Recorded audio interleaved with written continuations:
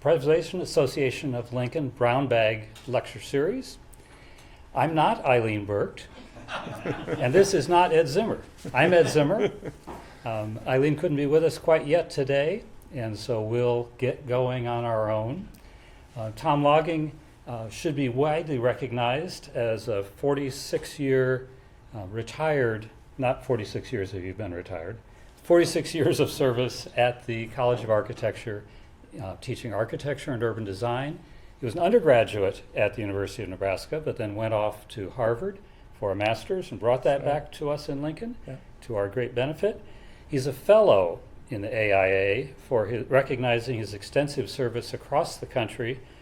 He has provided urban design charrettes in over 40 communities from Mississippi to Arizona, as well as back here in Lincoln. And we will talk today about a wonderful exhibit that is out displayed in the County City Building lobby of watercolors by Tom. And we're calling it C.R. Cockerell and Zimmer's Puzzle. Tom assigned that name, I didn't. And it's a watercolor guide to some of the architects of Lincoln's churches. Anything else to get us started? I think that's pretty good. Okay. I think some slides will be more instructive. You'd like some pictures? Yeah, pictures would be good. Who is this Mr. Cockerell? Well, Mr. Cockerell. Well, he went away. Yeah. I want him back. He's kind of an interesting character in an era that was a little bit confusing in English architecture because it didn't know whether it wanted to be classical or it wanted to be neo-Gothic. And that was sort of an eclectic period across the 19th century in English architecture. This guy was a professor, and mostly a professor, but did several buildings and was involved in ornamentation as a sort of thought process for how architecture ought to happen. He considered it as ornamentation as a kind of a book that allowed you to read architecture. And he also considered it as a language. So architecture was both book and language, and that's kind of appropriate to our capital, which does the same thing through the symbolic program that it has embedded in it. In any case, he was in this era of Pugin and Ruskin and Sir John Soane preceded him as the surveyor of St. Paul's, and then Cockerell took that job over after Soane stopped. That was St. Paul in London. St. Paul in London, not the one here. We'll show you anyway, the one here. What does this all have to do with Lincoln? I don't know. Well, it has something. Yeah. And Cockerell, before his career as an active architect in London, went on a grand tour of Europe, taking 7 years, and did a lot of the important archaeological work in Greece. And so he brought back that experience. And he also brought back a desire to create this kind of, so what did we find this is called? This is a capriccio. Capriccio, comparative image. This is all works of Sir Christopher Wren. Sir Christopher Wren, with St. Paul's as the background and the Royal Hospital at Greenwich in the foreground, and then a whole bunch of his works scattered around London, including the observatory that you can barely see at the top corner. I think it's you can barely see it. And this capriccio, I think, also means there is no scene like this. It's I think, similar to the word capricious, that you're gathering it all together into one image. That has something to do with what we're going to talk about today. I believe so, yeah. As is the fact you can buy a puzzle. Yeah, you can buy a puzzle, and that was what I had done, probably by mistake, during the... Was this a COVID day activity? This was a COVID day activity, absolutely. Many days, wasn't it? Yeah, and so I carefully put this puzzle together. Have you already started? We have. We have, yes. Start over. Okay, just for you. So here's the diagram of it, and it points out all the churches in London. There was a parade that ran through this puzzle. You can see it in the lower center. Ah. So this is like the legend to which tower is which. Exactly. And there's the puzzle as it came apart. Kind of a sad piece, but during this puzzle making, I had this desire to do one for Lincoln. And This was another Cockerell, similar to the theme, but here we even see the great pyramids of Giza Right. behind the St. Paul Cathedral. And that also, I think, helped inspire. it did. It did because after my trip in the 60s to Egypt, I discovered that the state capitol would fit underneath that thing. If it were hollow, of course. The other thing in that last piece is you can see the Leaning Tower of Pisa, and you can see St. Paul's in the center, and all the Egyptian stuff. He's got several of these he's done, and he was very into the comparative works and the ornamentation throughout history. So he got capricious even in what location he was drawing from. I think you were stricter, Tom. You only drew from Lincoln. It was Lincoln, right? And of course, the Capitol was the center of this. I had several versions of this over and over. I used to have commercial buildings, but this ended up being mostly churches and Capitol buildings and buildings that had cupolas on them. So And this was Zimmer's puzzle. if you were to he do a was- legend, this would be starting to assign to those towers what was what.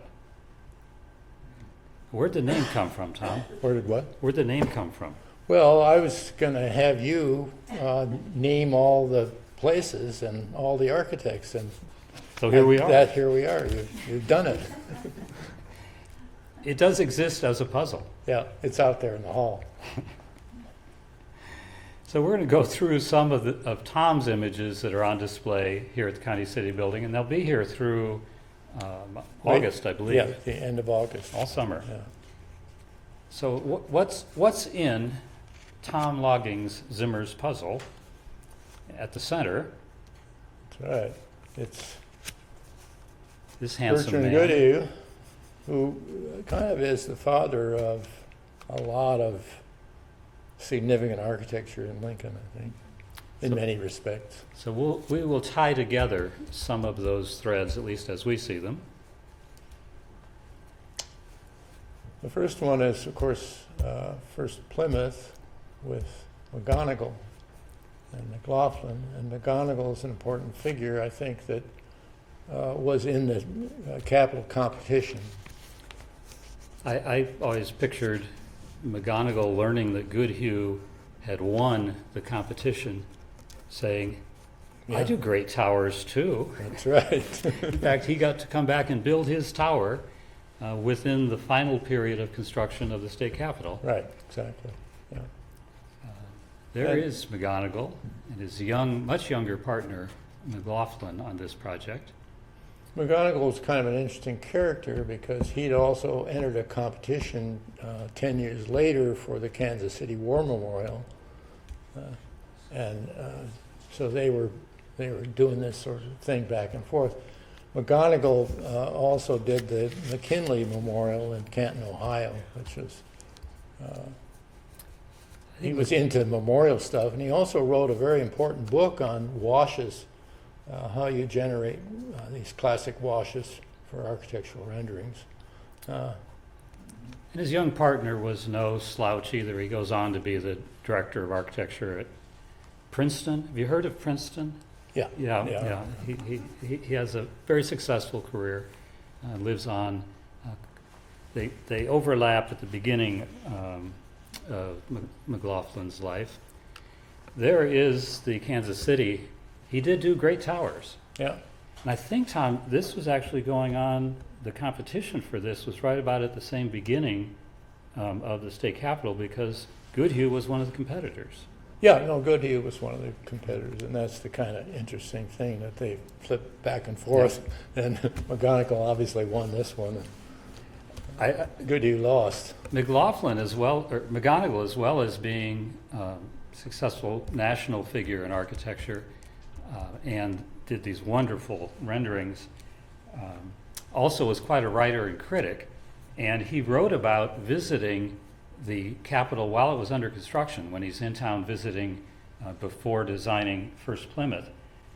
And McGonigal talks about getting a tour and notes, Mr. Goodhue was a Gothicist, but instead of trying to crowd the requirements of the Nebraska Capitol into a Gothic envelope, he went over to the classical. In fact, he used any form that would serve the purpose of the state. And he praised the Capitol as the most significant piece of architecture yet produced in the United States. So he did not stint at all in his praise of the Capitol after his visit. We can look briefly at Goodhue's submission for Kansas City. Goodhue actually finished fourth. McGonigal won the competition, but this was, and I think you can see the relation to the Capitol in the stacking up of the monument in Goodhue's design.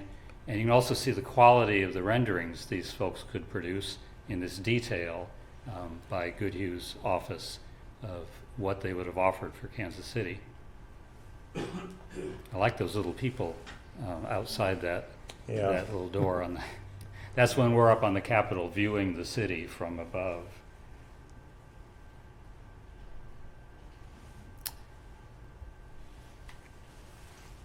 Back to Lincoln. Yeah. Back to Lincoln. This is interesting, I think, because it puts together some of the actors that are important here. Ralph Cram did this. Cram and Ferguson did this in association with Davis and Wilson, and Cram was also a partner with Goodhue early on. So there's a kind of combination of all these architects working together, and they're the sort of foundation, I think, for a lot of architecture in Lincoln that is significant. I think this also points out that while the Capitol is being built from 22 to 32, First Plymouth is being built, First Presbyterian is being built. It's sort of the third generation maybe of church architecture in Lincoln, from the pioneer buildings of the 70s to the huge buildings, but often downtown, really in the commercial area, of the 1880s. And then by the 1920s, First Plymouth and First Pres are moving out of downtown to essentially near South neighborhood. And Cram was essentially a Gothic revivalist, as was A little bit Gothic. Goodhue, yeah, very Gothic. And this also has a kind of symbolic program like the Capitol does. It's got some of the patrons that had to pay their dues at the church. They're in there as figures in the church. So St. Thomas in Manhattan is actually during the period when Cram and Goodhue are in partnership. Now over to the Lincoln-based architects. We get Ellery Davis, son of a professor, like my colleague in this talk, who and beginning of a string of Ellerys. The Professor Ellery Williams Davis, father of Ellery Lothrop Davis, and grandfather of Ellery Hall Davis. We get that succession of Davises contributing to Lincoln. I think the other significant thing here is the Davis-Wilson partnership spawned a whole bunch of architects. They worked for Davis and Wilson, and then they became architects there in their own right. So it should follow through this program that a lot of these people had worked for Davis. They were And- the premier architects in Lincoln for some time. And I think I forced on it that we ought to acknowledge, when we say Davis and Wilson, there are two names there. And so the second partner, Walter Wilson, had joined Davis as a draftsman originally. Both Davis and Wilson attended Columbia as after University of Nebraska, and then they form it as a partnership in 21. And that firm, now called Davis Design, is the oldest architecture firm in Lincoln, and now well over a century, really in their 12th decade, I think, of operation, because they really can date back to 1910 as Berlinghoff and Davis. So we get Davis and Wilson on Westminster Pres, also right in the middle of the construction of the Capitol period. So the Gatepost building on your way at the north entry to Sheridan Boulevard. Yeah, this is coming up from going west on South Street. And here they are, in a Gothic revival manner, but Yeah. Davis and Wilson could also work in the manner appropriate to their client and their congregation. And in that very same period, or about a year earlier, and several blocks to the west, Davis and Wilson do South Street Temple, Congregation B'nai Jeshurun. Sort of Byzantine, a little bit in its feeling, I think. Yeah. And a gorgeous building. Almost a central plan.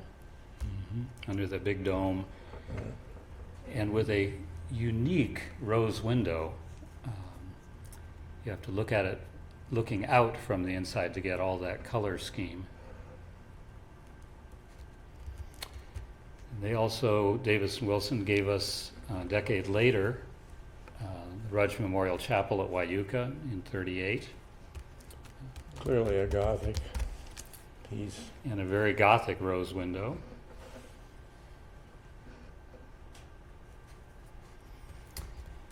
And we reach back a little.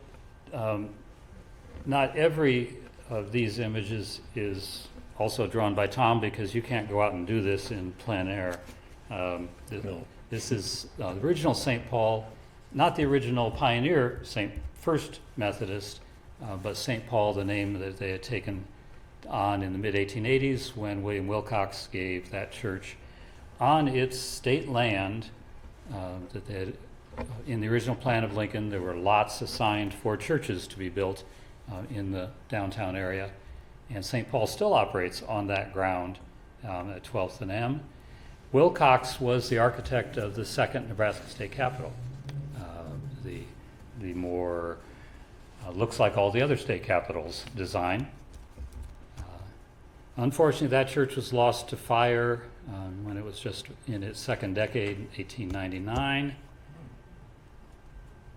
But we got back with a little bit of the stonework from the pre-fire building by non-Lincoln architects, Brown, Burton, and Davis of Cincinnati, the building, or the beginnings of the building we have today. Looks like pure logging on the right here, doesn't it? Originally, they envisioned a steeple and a spire, and in fact, they built it, but within just about a little over a decade of this construction, they found they just couldn't stop the leaks coming down through that tower, and it sits right over the center of the sanctuary. Often I think that removal of spires blamed on those bells, but the bells were part of the plan, or were given by the city right at the beginning of construction, and they were playing those bells right at the time the church was finished. They're still up there, but the tower is not. Yeah, a lot of the finials and rooftop construction has been pared down. It's got a little bit. It's kind of high Victorian Gothic of a late High Victorian Gothic. I think we could Yeah. call it. The red and white color scheme. Another church influenced by fire, built as Central Christian at the corner of 14th and K. 1880s church by Otis Placey, who did lots of courthouses around the state, built for Central Christian. And you have to look kind of carefully at the roof lines of the original scheme, which don't match the roof lines of the present scheme at all, because the old Central Christian burned down in 1906 while it was under remodeling for the Catholic Cathedral, and then was rebuilt between 1907 and 1911 by Milwaukee architects. But they had the original corner tower and much of the walls, and that's what we get today with a 1888 cornerstone on a building that needs several other dates if we were to tell the whole story on the cornerstone. But that cornerstone is the true 1888 beginning of the building. This is one of your most starry night Yeah, that's kind watercolors. of the hallmark one.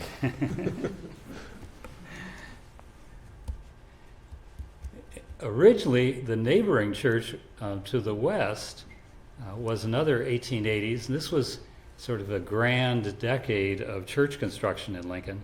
And First Baptist brought in John Hawkins, who was a Cornell University trained architect, had come to Lincoln in the 1880s. I think I erred, Tom, in his birth date. That'd be about when he arrived in Lincoln, not when he was born.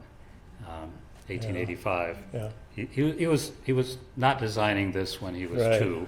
So, pardon me. Okay. Well, I was always struck, I think, I remember in high school, that these two towers, the tower of the Baptist church and the Catholic church, they really held the corner there nicely. So this came down and was replaced in '64 with a significant tower, but not nearly the companion tower to Right. St. Mary's of today. First Baptist of the next era. These were. This watercolor, I think, represents a type that is quite common, where the nave has got this central tower and some kind of portico out front. This didn't have an attribution No, for an we- architect, except there's a builder here. So. And I believe this is thought to be drawn very closely from a church in the German-Russian area of Russia, Ukraine, that there is a very similar church that the immigrant Really, yeah. population brought over the design, but it introduces a couple of churches of the German-Russian population that were such an important early immigrant group into Lincoln, such as Ebenezer Congregational. Which is down on B Street. Yep. And it has the same central tower. And I think there are a bunch of these in the North and south. north and south bottoms. It also introduces one of the significant church architects of Lincoln, A.W. Alfred Wilderman Woods, who did a couple of the churches in the south bottoms, a couple in the north bottoms, and about 100 others.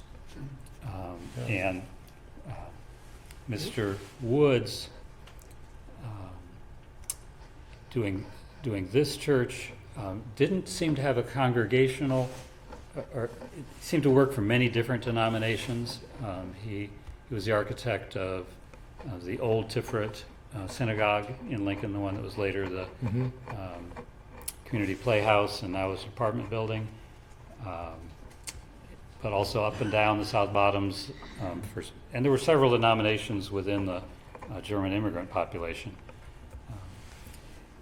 I've found over 100 churches he designed, about a dozen in Lincoln, and he worked regionally, mostly in Nebraska, but at least 18 other states as well. So he was sending out designs, I think by mail. He wasn't supervising them all, but he was designing all over the country from North Dakota to New York. He was advertising as well. Yeah, Wisconsin to Washington. This was his ad in the American Builder Trade Journal. Design your church, I can save you money. That neoclassical in the lower left is in York. So a lot of these are in Nebraska, but quite around the country as well. A couple others in Lincoln. He had a hand, not so much in the original Quinn Chapel African Methodist Episcopal Church. That this building was constructed about 1904 over on the 1000 block of F Street, and then picked up and moved in about 1915 over to 9th and C, and then remodeled and enlarged again in 1926 by A.W. Woods. So the present appearance is pretty close to Woods. He had extended the building by a bay to the south, and had reworked the tower and the entrance system. Originally the entrance to the church over on F, and when they moved it over to C, was to what would be now the north facade, and they moved it over into the base of the tower. But this is the oldest American, predominantly African American church in Lincoln, and still Quinn Chapel since that day in the early 1870s that it was founded.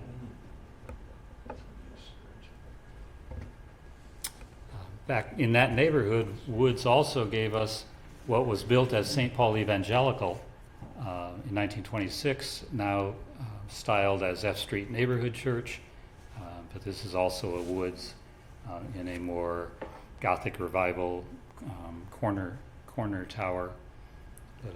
Right, with a crenellation Yep, for invaders from Kansas. yeah.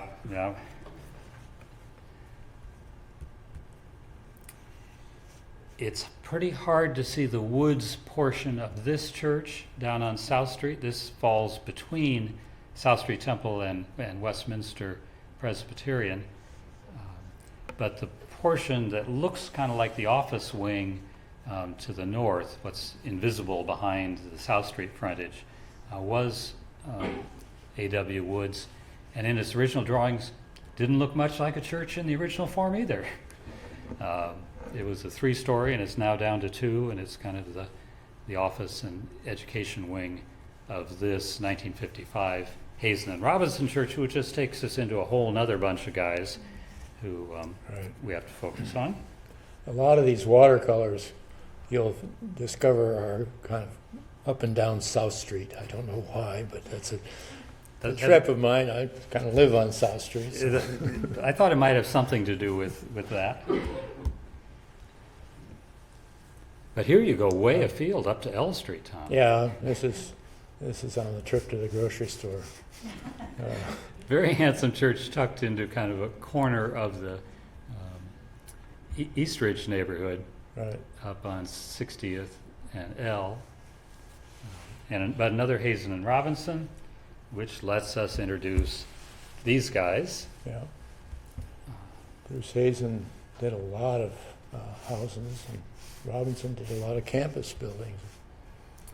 And they had a significant overlap. Bruce Hazen was the older by a decade, but lived 15 years after Robinson as well. He had a very long life and long career, but for a significant period, they were producing quite a lot of architecture together in partnership. And Hazen had been in the Davis and Wilson office. Yes, I think both of them had. Yeah. Yeah, both of them Yeah, had. that's right.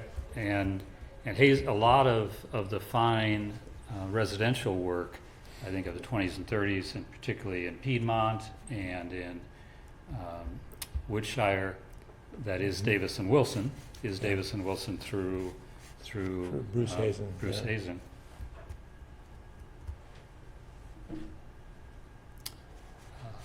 Branching off, but we'll come back, Um, up on 25th and S Streets, what was built as Vine Congregational Church, it's not on Vine Street, but this was the next location of Vine Congregational, moving a couple blocks south of Vine into the residential neighborhood in 1907, and then later leaving. And Vine Congregational still exists. They're down in southeast Lincoln, but the church is traditionally associated the last half century or so with the McWilliams family, and has had a mixed race congregation under the pastorship several times of Trago McWilliams Sr. and Jr., or what we say Trago T and Trago O, because they weren't exactly senior and junior.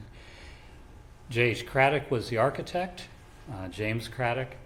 It says on the portrait, Omaha, that he was in Lincoln for a couple decades before he moved to Omaha, and had been a figure in local politics. Right, he was in the legislature. Served in the legislature, and I think was on one of the committees looking over the second Capitol, to what do we need to do to keep it standing. Right. Eventually the answer was replace it.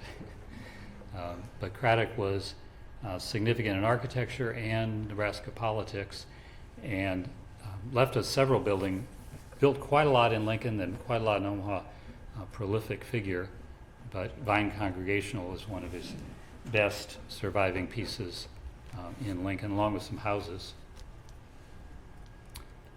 And we still have, while the tower's been diminished on the corner, has this fantastic brickwork, complex pattern in almost every way you can lay a brick up in the wall.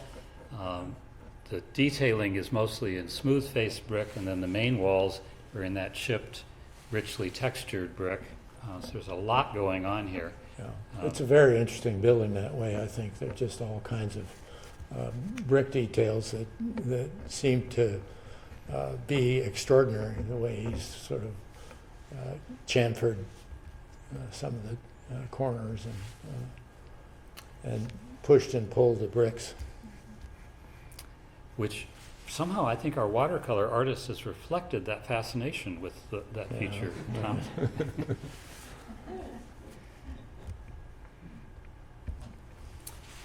And then into another productive individual and partnership, the Miller and Craig partnership, and particularly starting with Fritz Craig.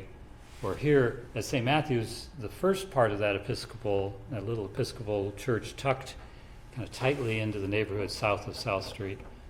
We're almost on South Street again, Tom. Yeah, I know. Yeah. It's just Begins in 25 under the partnership of Miller and Craig, and then successive work after that is under Fritz Craig. And then we're going to get to who's our wonderful mid-century modernist that I'm forgetting. oh, Sarnen. Um, Sarnen. Eliel Sarnen. we'll get to him as well. Yeah. But Miller. Jesse Boaz Miller. well, we have Jesse Oh. Boaz Miller, Yeah. but I'm forgetting the name I want, but it'll come up in the. Graf. Thank you. Yeah. Who? Yes. Burkett Graff Oh, yeah. was also a parishioner here in some of the later work after That's right. these fellows was Burkett Graff, so we get a succession through The this. chapel. Yeah. Right. Yeah. No, the chapel. Chapel on campus as well, but he was parishioner here, and I think he did some late work here. I know he did. I worked for his office when I was in high school. So. Now here we have Fritz Craig and Jesse Boaz Miller. They had a very productive partnership for about 10 years in the 20s and 30s. A lot of the fraternity and sorority houses on campus and some of the great mansions of Sheridan Boulevard area and near south are Miller and Craig, and then separately they do a lot of important work as well. And strikes me as significant that Fritz Craig was also quite a watercolor artist. Well, you almost had to be back in those days because that's how you did it. Well, The Beaux-Art classic method was to do the orders and washes, and so all these guys had that skill. Craig, if I understand, learned that in offices. He had very little formal architectural education, but he got the watercolor piece as well as the design. I put this in just to represent, we don't have, I think, Craig's drawing for, or watercolor for St. Matthew's, but when this St. Albans Episcopal in McCook was done, about a decade after St. Matthew's, the newspaper account said they wanted a church much like St. Matthew's in Lincoln. And then I think we get this nice drawing that almost surely is by Craig for that other Nebraska church. And some of these are just such pretty drawings that they have to end up, because this is a visual medium we're using here, so you're going to get pretty drawings. Jesse Boaz Miller separately did a few churches, and we can represent one at the Latvian Evangelical Lutheran down on 33rd and C. It originally was one of the several locations of First Church of the Nazarene, 1940. Very interesting little church, handsome little building with all credit to Jesse Boaz Miller. Kind of a Spanish motif. Mm-hmm. So Miller gets his own credit there. And on the Church of the Nazarene theme, we go out to South 70th, where we have quite a few churches up and down the stretch south of A. And this was built, now uses the name Connecting Point, but also on the wall is Church of the Nazarene, and it's the successor to the one on 33rd, which was the successor to occupying the original, very first location of the AME Church down on D Street on the 900 block. Jack Beers was the architect of this, and we'll bring up Beers again in a minute.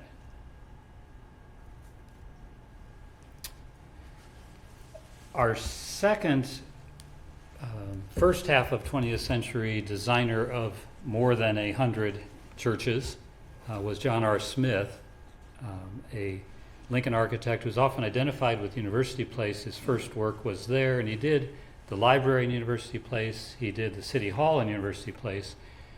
He did a elementary school for UP, and did another school building on the Wesleyan campus that's no longer there. So he did a lot of his work, but his office and much of his practice was coming directly out of Lincoln. And this little Presbyterian church down on South 35th Street, this portion, the south portion, was Smith in 27. So there is John R. Smith. He did 100 churches, published a little pamphlet of them. They were in kind of throughout the state, but at least 5 other states. So we can't match A.W. Wood's 19 states, Right. but he can match the 100 churches. Yeah. But the part we're looking at, because the part you drew, was the new sanctuary of mid-century. And here Fritz Craig has joined with the young Jack Beers for Craig's last decade. Like, Beers came into his office as a draftsman, and then in the late 50s, they seemed to be in partnership. And Beers had been a parishioner at Second Presbyterian up at 26th and P, that later, that building didn't move like the Quinn Chapel, but the congregation did. And the Heritage Presbyterian is First United on this site, and Second Presbyterian from up on P Street joining into using this church as a combined congregation. And again, Fritz is probably our artist of the artist's drawing of that new sanctuary that they put on what was still then First United down in the mid-50s. It's kind of an elevation turned into a perspective Mm-hmm.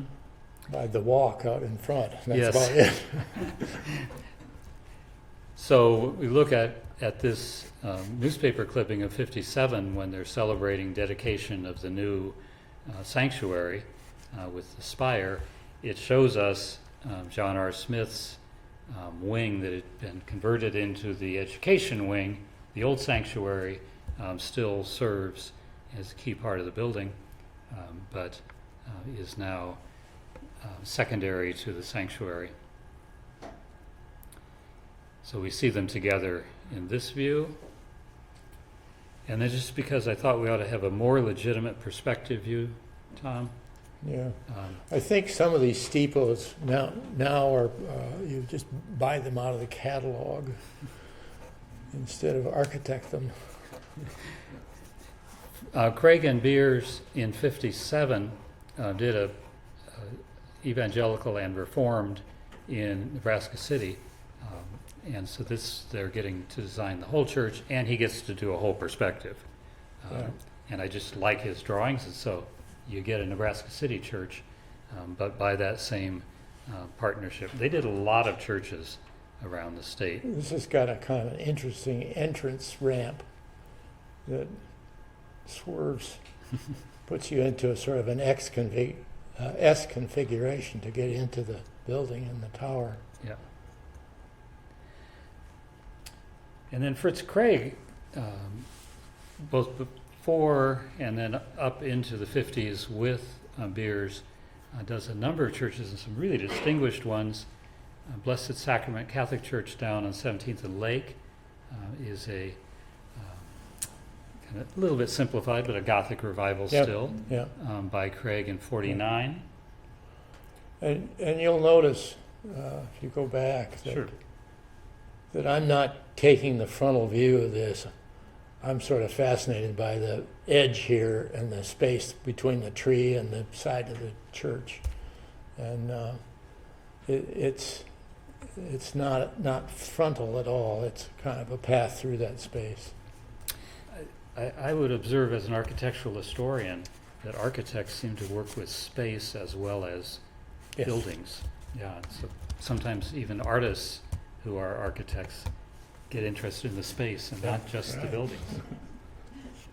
So here we've got the front wing and the added wing, and I think he's looking at what happens between the two in the watercolor. Well, that, and then there's this little space that's an entry space, and it's got a little church, it's got a small ornamental tree in it, and it's very intimate by comparison to the large bulk of this church. And if you know Christ Methodist looking at it from A Street going by, it's basically a colonial revival. Yeah. And so here we get in 57 or in 53, Craig, who often is working in a Gothic revival manner, can also give you colonial. And then we're getting to the and then, but we have to go through another nice drawing. And here's Craig's early drawing for the church in 53, and then Robert Gibb adds the education wing, very substantial addition to the back, which I think is to the right of your image, Tom. Right. And then what does Craig give us next, right in this same era? Well, this one I think is truly fascinating. It's a building that I think is clearly based on a design by Ariel Sarnen that preceded it by about 10 years. And it's got the same tower and the relationship to the nave. Here's Eliel Sarnen's church in Indiana, Columbus, Indiana. And it's got the tower and the square motif and the vertical windows in the nave. But I think that's the most important part is that it has a large light on the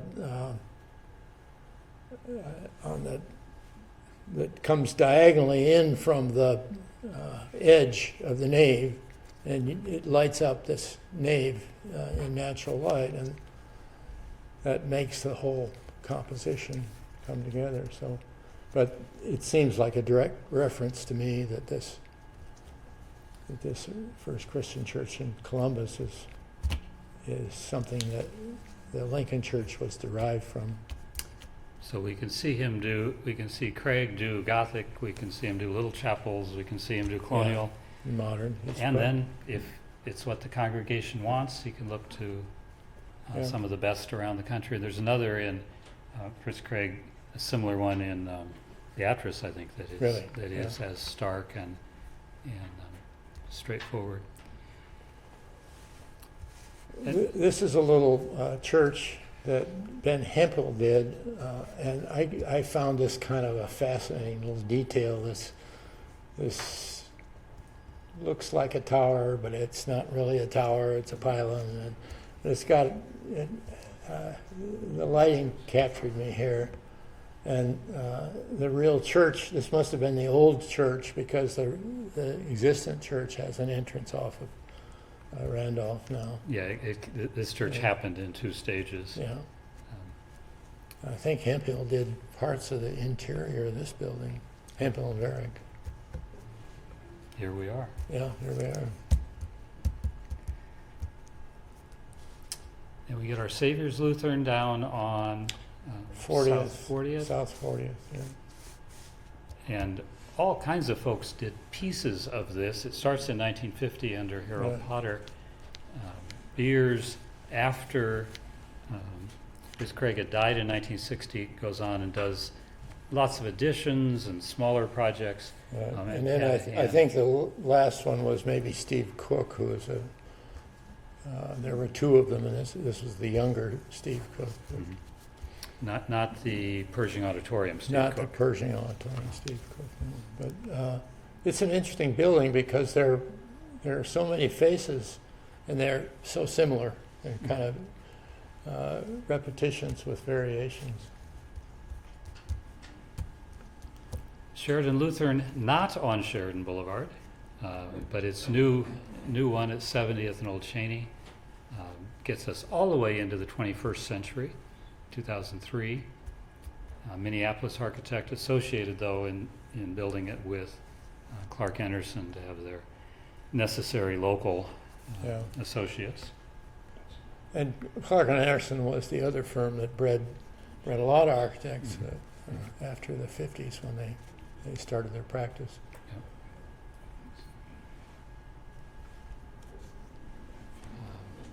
Lincoln Berean, I think Tom was fascinated here by the kind of pylon with cross motif at entrances. Right. And the huge bulk of this church, you kind of look around for what makes this a church. Well, I found this cross and this kind of portico share, which shows up in a couple of other churches.